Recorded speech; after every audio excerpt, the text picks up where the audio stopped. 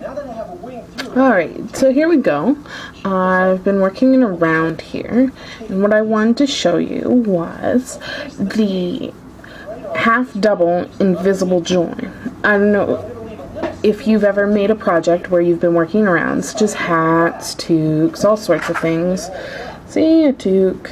This was a line toque I made for my son.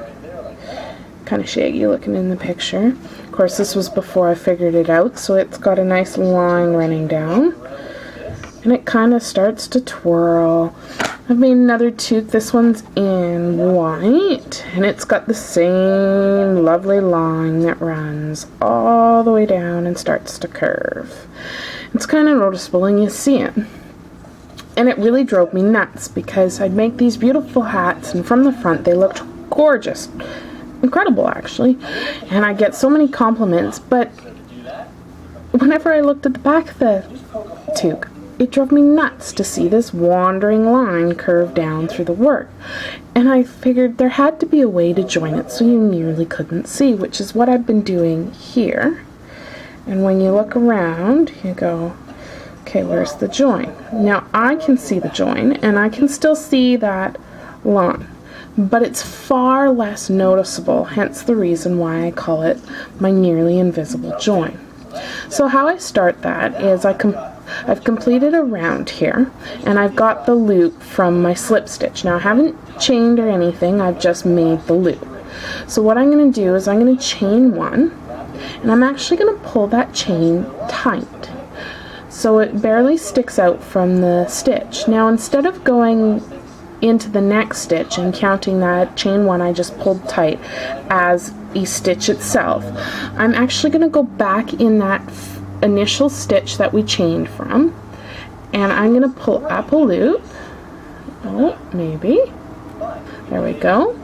And I'm going to single crochet. So yarn over and pull through two. And then we get this, what I call a modified single crochet, because actually inside of there, hidden, is that chain one. We've kind of worked over it. And then I'm going to continue in the round, working those half double crochets, just like this. So if you notice, I'm actually yarning over before I'm going into the stitch and pulling up a loop and then pulling through all three, whereas with the first one I didn't yarn over at all. I just stuck the hook back in the stitch and pulled up a loop. So if you look, we've got two sticking up and one across, then we've got two sticking up and two across. You can see that there. So two sticking up and then two across. So that's the difference between the single crochet, the modified single crochet here, and the half doubles we've done here. And I'm going to continue working around and get those half double crochets all the way around. Now keep in mind there are quite a few different ways you can join.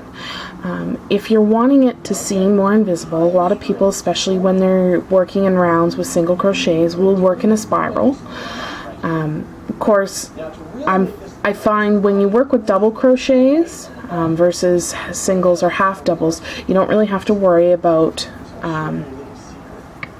a line showing anyways, because the chain 3 or the chain 2.5 is what I do, because I pull the first one tight and then chain 2 normally on top.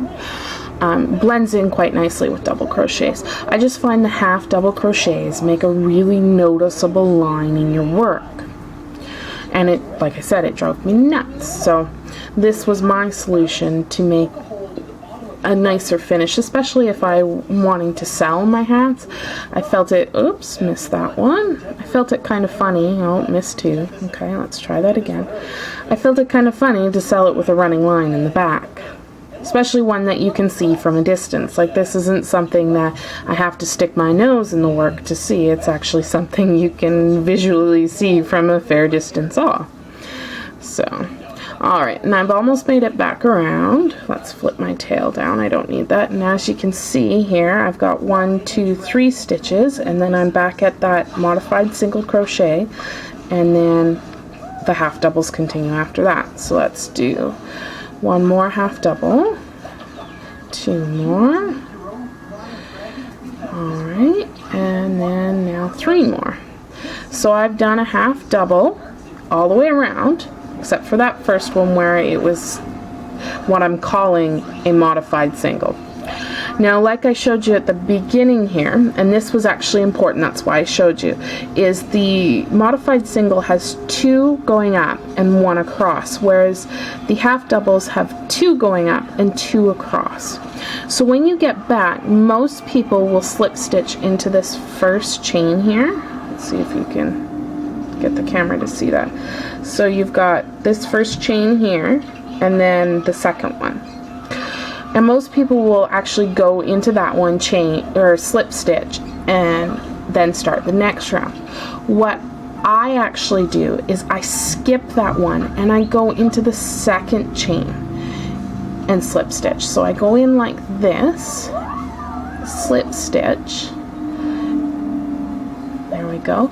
And what that actually does, although the thread on that one's not laying nicely to really get a good look here, let's make sure the camera's focused, is just like the half doubles, we have 2 going up and 2 going across. By slip stitching over that modified single crochet, you add that second loop going across. So you've got the 2 going up, the 1 going across here, and then that slip stitch we did makes that second one.